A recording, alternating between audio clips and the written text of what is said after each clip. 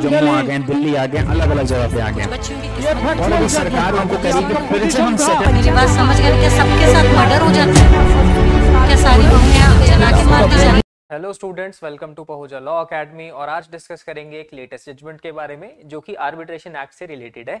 Judgement का नाम है Cirosoft solutions private limited versus Dexter capital advisors private limited. 3 जनवरी 2025 को ये जजमेंट आई थी। अभी बहुत रिसेंट जजमेंट है, इसी महीने जजमेंट आई है।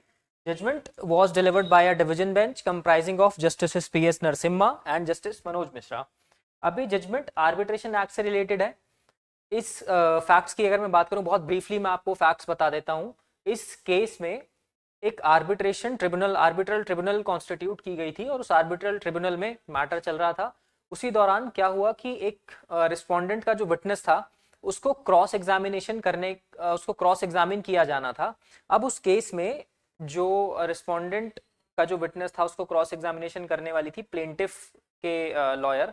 तो वहां पर ये बात उठी कि क्रॉस एग्जामिनेशन करने का एग्जैक्ट टाइम उसको प्रॉपर एक अप्रोप्रिएट टाइम था वो नहीं दिया गया। तो इस चीज को लेकर के हाई कोर्ट में एक अपील फाइल की गई, एक एप्लीकेशन लगाई गई। अपील तो मैं नहीं कहूंगा, एप्लीकेशन लगाई गई हाई कोर्ट में कि यहाँ पर आपने अप्रोप्रिएट टाइम क्यों नहीं दिया क्रॉस एग्जामिनेशन करने के लिए। क्रॉस एग्जामिनेशन जो है वो एक राइट है और एक ट्रुथ को बाहर लाने के लिए किसी भी केस में, किसी भी ट्रायल में या किसी भी ट्रायल के नेचर में अगर कोई इंक्वायरी चल रही है, कोई प्रोसीडिंग चल रही है तो क्रॉस एग्जामिनेशन मैंडेटरी है। क्रॉस एग्जामिनेशन के बिना आप ट्रुथ को बाहर नहीं ला सकते। इस बेसिस पर इंटरफेयर किया हाई कोर्ट ने आर्बिट्रल ट्रिब्यूनल की प्रोसीडिंग्स में और टाइम को एक्सटेंड कर दिया।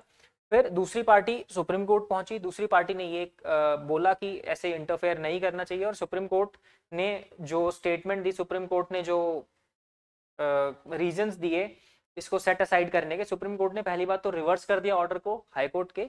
और सुप्रीम कोर्ट ने ये कहा कि जब तक जरूरी ना हो, जब तक जो ऑर्डर है आर्बिट्रल ट्रिब्यूनल का वो प्राइमा फेशा परवर्स नहीं है, जब तक आपको कोई परवर्सिटी नहीं दिख रही है, जब तक आपको कोई इर्रेगुलरिटी नहीं दिख रही है उस ऑर्डर में, तब तक आप उसको उसमें इंटरफेयर नहीं कर सकते हो। क्योंकि अगर आप आर्बिट्रल ट्रिब्यूनल की प्रोसीडिंग्स में इंटरफेयर कर रहे हो तो आप उसके आर्बिट्रेशन एक्ट के पर्पस को डिफीट कर दे रहे हो। क्योंकि आर्बिट्रेशन एक्ट बनाने का मतलब क्या था, ये जो एडीआर प्रोसीडिंग्स है, मीडिएशन हो, कंसिलिएशन हो, आर्बिट्रेशन हो, इसका मेन पर्पस क्या है? इसका पर्पस है कि हम कोर्ट के बर्डन को कम कर रहे हैं और हम एक ऑल्टरनेटिव मेथड दे रहे हैं। उस ऑल्टरनेटिव मेथड से हम ट्रायल कोर्ट्स में ना जा करके हम ऑल्टरनेटिव मेथड्स के थ्रू अपने डिस्प्यूट्स को सेटल करते हैं ताकि एक्सपेडिशियसली हमारे डिस्प्यूट सेटल हो और कोर्ट्स का बर्डन कम हो। लेकिन अगर आप बार बार कोर्ट में जा रहे हो उसकी चीजों को लेके तो आप कोर्ट को, फिर आप उसका पर्पस ही डिफीट कर देते हो। बार बार आप कोर्ट में जाओगे, कोर्ट को ओवरबर्डन करोगे।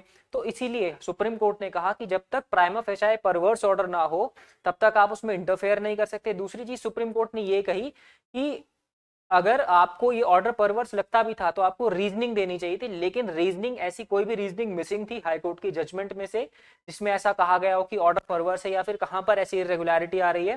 तो सुप्रीम कोर्ट ने कहा कि एडिक्वेट टाइम दिया गया था क्रॉस एग्जामिनेशन के लिए। तो यहाँ पर जो इंटरफेरेंस था हाई कोर्ट का वो बिल्कुल भी ठीक नहीं था। आर्बिट्रल ट्रिब्यूनल को अपना काम करने देना चाहिए। और आई होप आपको ये चीज समझ में आ गई होगी, आपको इस जजमेंट का कोर इशू समझ में आया होगा, इसके डिसीजन समझ में आया होगा। और इसी तरह की और इन्फॉर्मेटिव वीडियोस के लिए आप जुड़े रहिए हमारे साथ। Subscribe to our channel and please like and share this video. Stay tuned with Pahuncha law academy. Thank you. Subscribe for more content.